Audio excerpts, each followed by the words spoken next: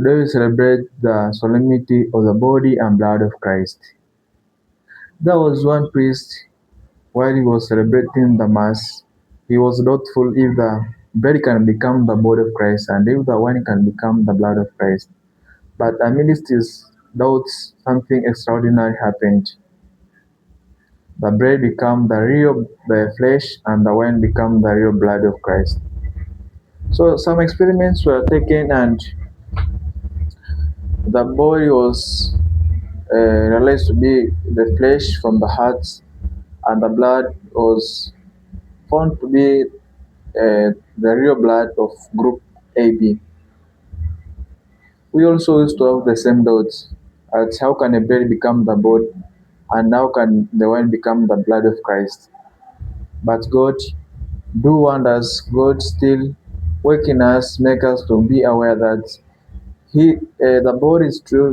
The bread is true, the body of Christ, and the wine is real, the blood of Christ.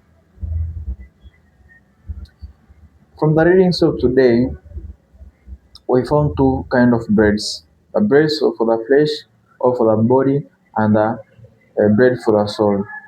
We saw when we eat bread, or when the Israelites ate the bread in the wilderness, when they ate manna, they died. But Jesus Christ assured that when we eat his body, we will never die, because his bread is a food for our soul. And if we eat, our soul will become active, will become strong. Same apply when we eat food, our body used to become strong, also become active. So when we eat the body of Christ, we will become like Christ. We will be like him. He will be in us and we will be in him. And when we will be like that, when we will have that communion, we'll be able to live as Christ. We'll be able to behave as Christ. So let's ask God today to have this communion with Jesus Christ by receiving his body, by celebrating a lot of masses, by becoming another Christ, by showing example through our lives, through our daily life, that we are true in Christ and Christ is true in us. Amen.